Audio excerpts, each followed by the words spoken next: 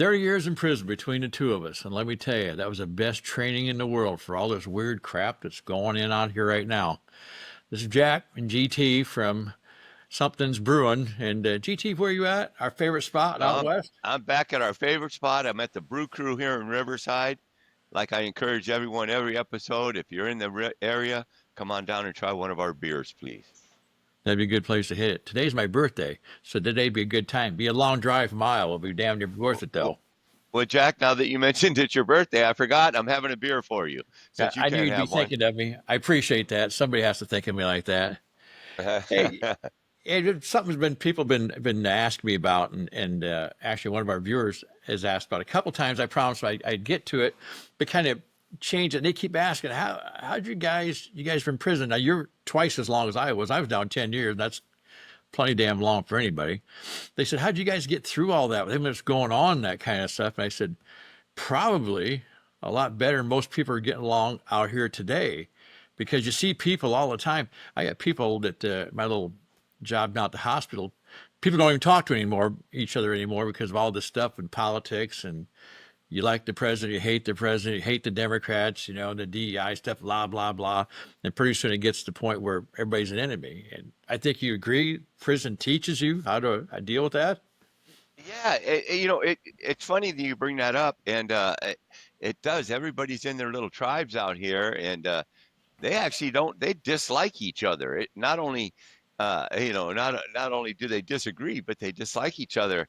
And it amazes me that when we were in prison, that the different the different groups, there was natural animosities, obviously, but they got along for the sake of business, for the sake of we don't want to be locked down, we don't want there to be riots, we want to go about our business. Prison sucks, but it's even worse when they lock you down and you lose all your benefits and all the business stops.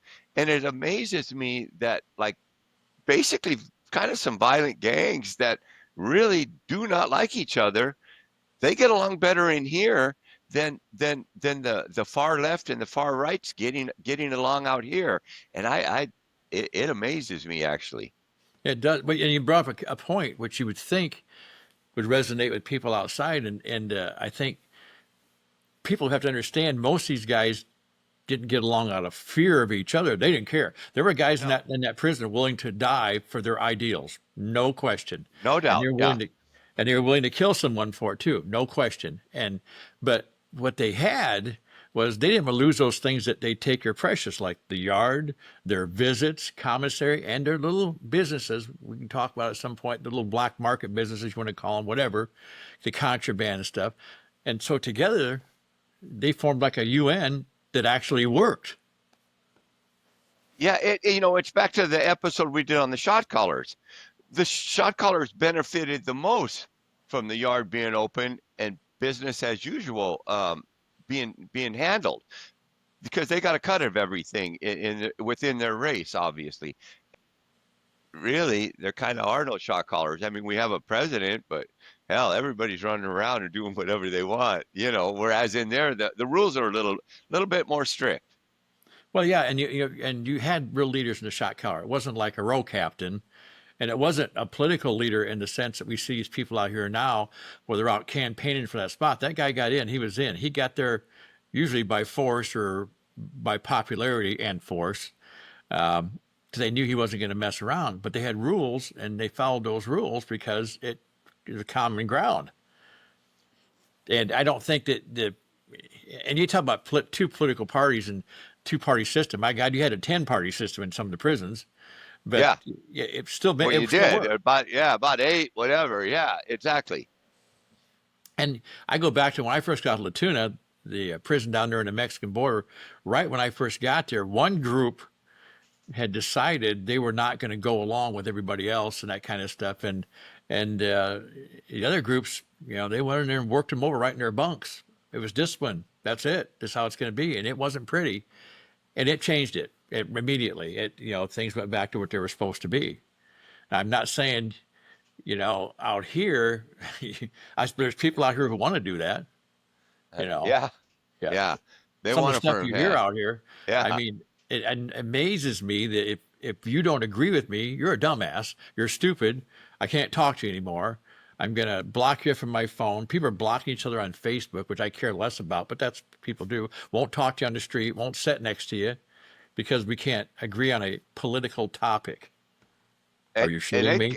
it actually delves all the way into the family. There's family members that don't speak to each other. I have some some family members that on the far left, and then the MAGA relatives, and there's a few of them. They talk once in a while, but it's not like it used to be. And why you take that personal? Like I said, it amazes me that people in prison dealt with that better than it's being dealt with out here right now.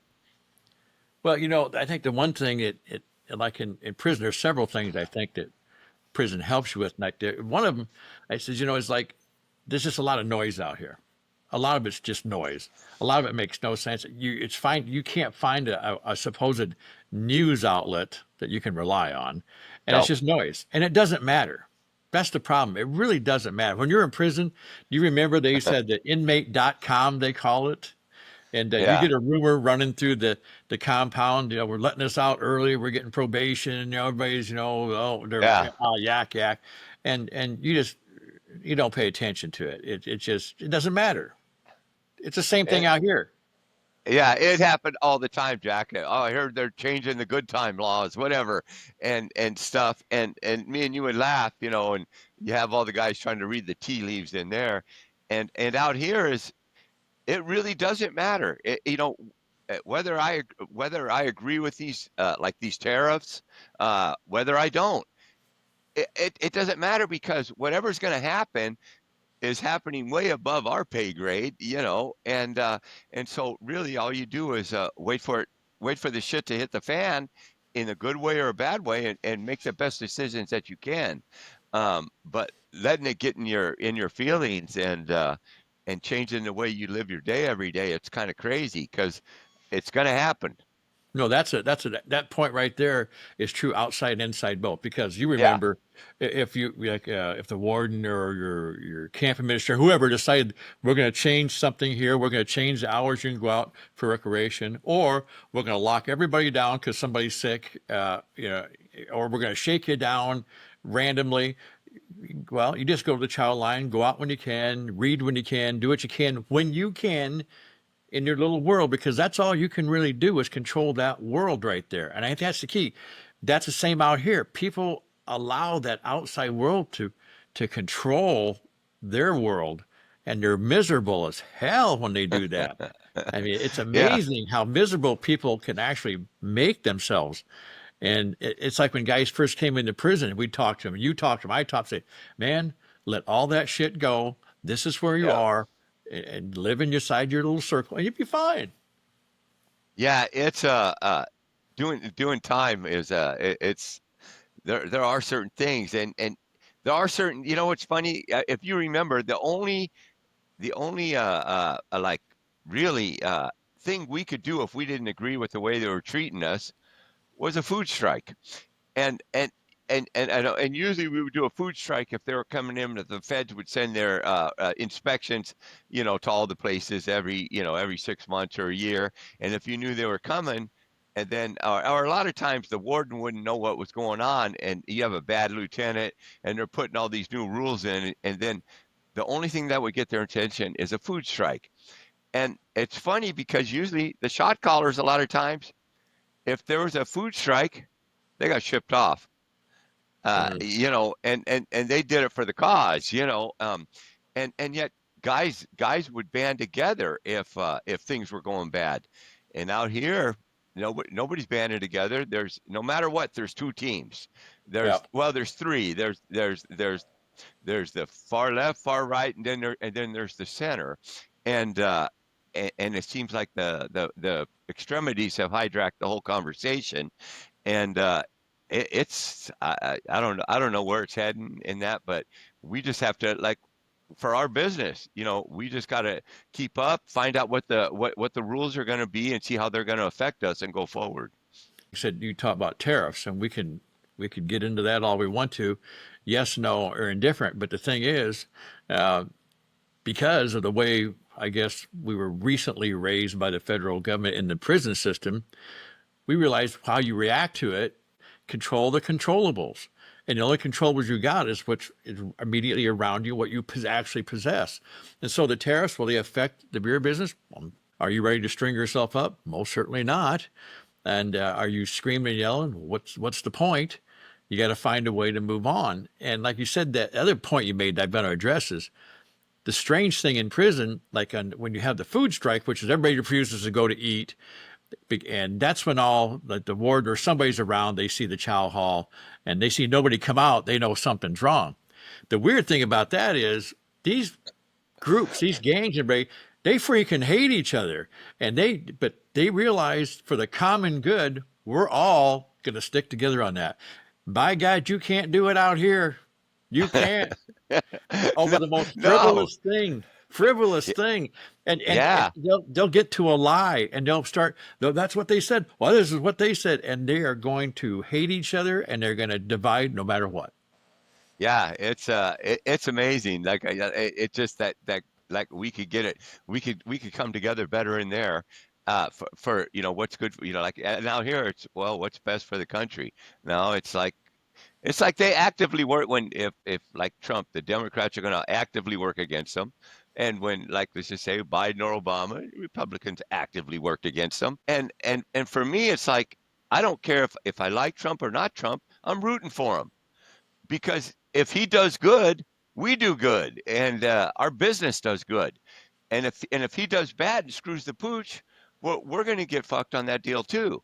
So I don't care who's running, who's the president and and who's running the Congress. I if they do good, I do good, you do good, and it's lost on a lot of people. Don't hate on them and root against them. Root for Yeah. them. That It's like doesn't mean I Biden. agree with all the decisions.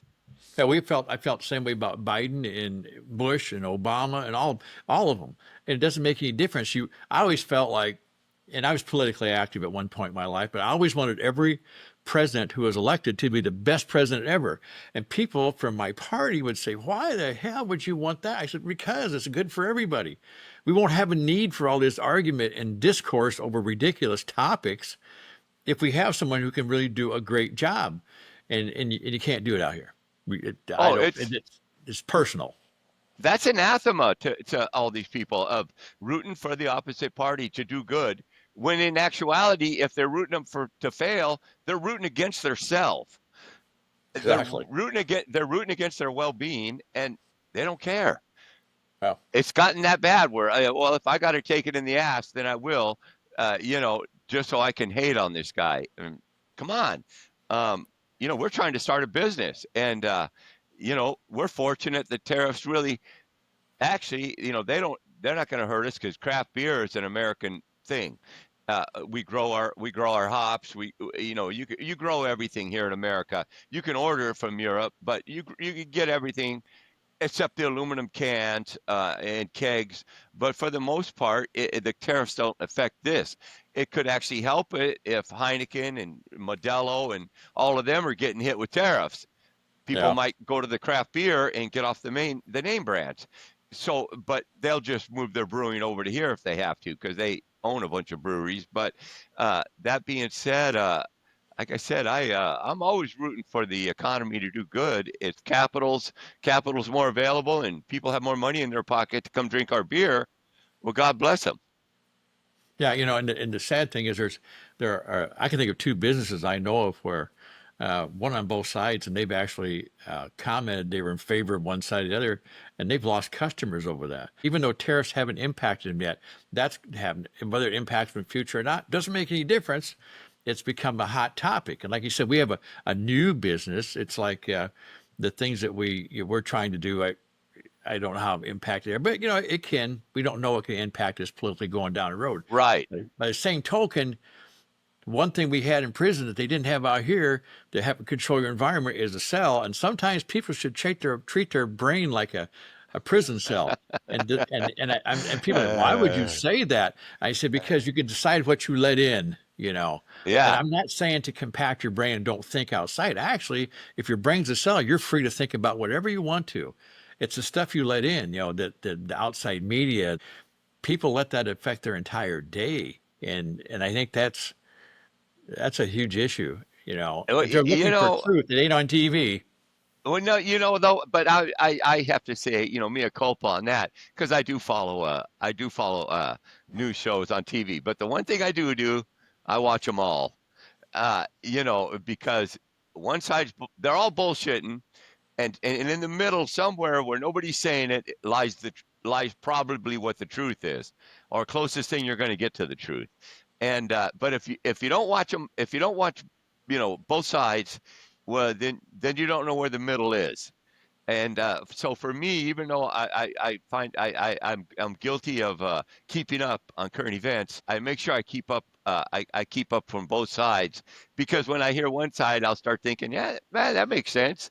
And then I listen to the other side. Well, that kind of makes sense. Sometimes less, sometimes more, but I don't know. To get it to form an opinion of your own, you kind of got to hear all the arguments. I've kind of taken the other road from you, and I've kind of wandered away from all of it for a while. Play the guitar, maybe write a song, maybe go Uh, fishing, go to the gym if I can, because I've gotten to the point. Because well, you drive a truck, and and I and have so plenty of that time on my. yeah, you Yeah. do that. I work in a hospital with all these people evenly divided, uh, basically between the north and the south. It seems like, and I just want to get away from it. And Yeah, it's but it's then hard. you still have to deal with your wife, though. Yeah, they got that. She Got a keeps wife up got on to it. deal with. She keeps Yeah, up on it. yeah, yeah, she'll tell you what she thinks. And you know what? A lot of times I agree with her because she's probably smarter than I am. She hasn't done 10 years, Jack, so she's obviously smarter than you. She hadn't done any and not heading that direction either, and didn't Yeah. need me to warn her about it either. Uh, Uh, but yeah, there's one thing in prison that I think too that's always kind of struck me out here from before and now is, and both these guys I'll talk about there, but out here, these you look for truth in your leaders and that kind of stuff. And I don't know when the last time we got any was. I haven't really heard any. But you remember in Florence, we had that weird camp administrator, and he was full of shit all the time. And which one? The Puerto Rican guy or the black guy with the gold the tooth? black guy, and Okay. Yeah. yeah, well, either one, the Puerto Rican guy too. He both of them, Yeah. and, Yeah. and Yeah. both of them were, and they just were full of shit. And you couldn't believe anything they said, and Oh so no my one God. respected him. In fact, the black camp administrator, the black guys hated him Oh because yeah, they couldn't stand they him. Yeah. hated him. The black guy Yeah. said, "Man, I wish he was a white guy." One guy told me, don't blame us for that." But they said they can't believe anything, and you couldn't believe anything he said. Yeah. Now, and so things weren't very controlled there. But you remember Warden Oliver? Warden Oliver was a straight See, shooter. you could, if he told you something, you could count on that. Yeah, And, and and he, if he told you yeah, "fuck you," you probably weren't really asking for the right thing. yeah. You were probably just whining. Yeah. And he didn't deal with it. I remember we had meetings in the gymnasium and stuff and about issues that would come up there at Florence. He would take questions and had this one guy was whining and stuff. And he said he could tell this guy hadn't been locked up very long. He said, "So how long you been down? He goes, 60 days. He goes, how long is your sentence? He goes, 6 months. He goes, shut up, move to the back of the line. Because I got guys been down here 10, 20 years and you're whining, you know. Yeah, But you'd ask him a question and he had a guy with him said, write this down. If he said he would get back to you, he'd get he back to you. did. If he told you no, don't ask again. And Yeah, he had respect from everyone yeah, because of it. yeah. And Just because out here, just I because he think would it could listen work to out you. here. What's that? Yeah, just because he listened to everyone, and if he didn't think your argument merited, a response, he told you to beat it and don't ask me again, like you said. And there's not people like out there. Nobody's telling the truth. I No. mean, none of them. The left, the right. Who's telling the whole truth? It's all spin. It's all spin, and so, like I said, if you're just watching one channel, and you're getting fed some bullshit, and but it's not. But it's from both sides, obviously. But within them that bullshit, there's true stories. where the issues kind of bother me. It's like, you know, uh, but uh, but you sure can't get a straight answer. How about when they ask any politician, ask them a direct question? It's like a yes or no question, and you get that 10-minute response that that canned political speak, and it's horrible. Can't anyone just answer a question? And they Yeah. can't. Can't do it. And and that must be something they're taught early on, I guess, so they get in. I'm lost on it Is there a because school they go to?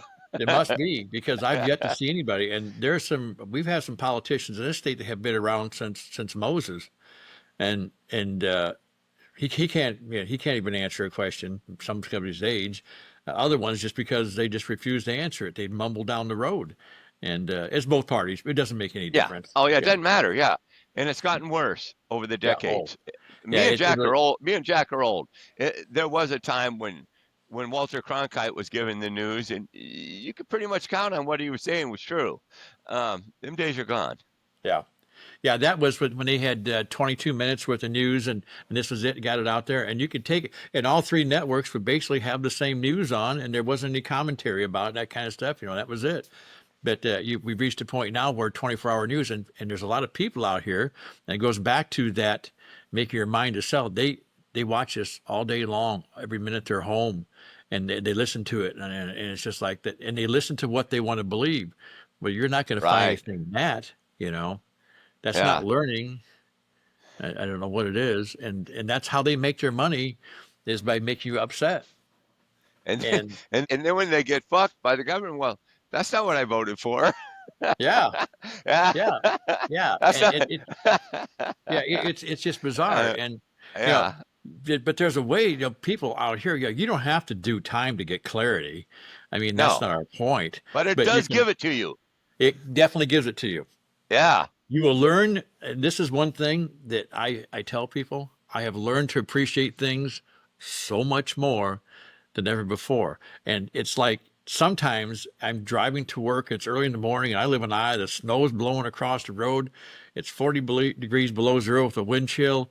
You go out to hospital, there's ambulances lined up from some wreck, that kind of stuff. And I don't work in the actual medical thing. I'm shipping, receiving, but you go through walk through the wind in the door, and halfway to the door, it dawns on me.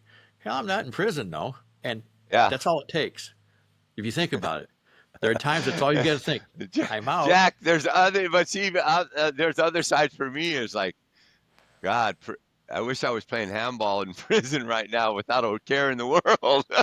But that is the one side of it. And that's the other thing I told people. When I got out, I did take on responsibility, because when you're in prison, that's one of the speeches we used to give guys. So listen, you got nothing, you got no taxes. If the IRS was after you, and that's why you're here, they're going to leave you alone now. They took everything. I said, you ain't got to worry about anything in the world, really.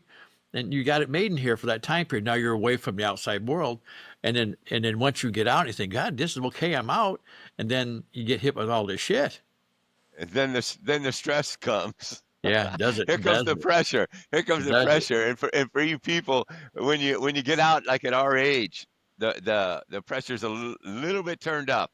Yeah, Oh yeah. you just because you don't have the time to make it right because you made a goddamn mess of your life like I have.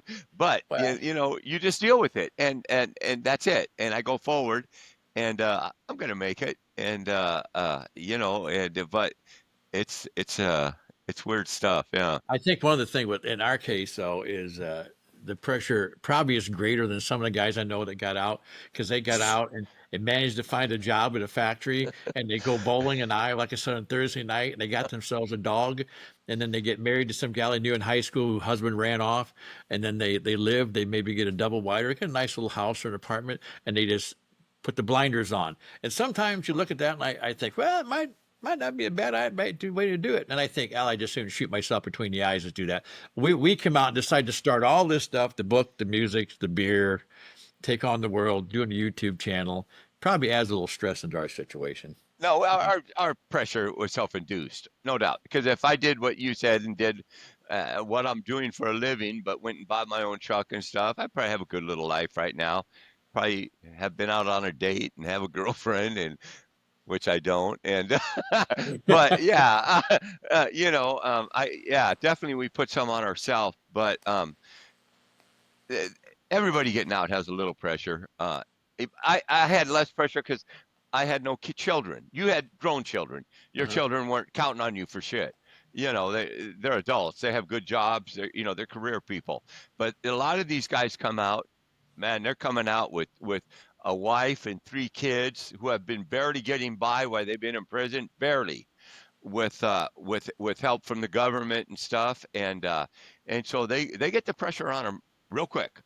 Yeah, Uh, no doubt. And then if they and the issue there for them is, how much of this other stuff do you want to deal with? Because the world gives you all kinds of stress without the things we've been talking about today. People are dealing with, and some I know a guy right not that far from here came out of prison to a divided family over politics. I mean, it's like he had a birthday party for his daughter, and one side wouldn't come, but the other side was there. And so that adds on to all the other things. There's your happy homecoming.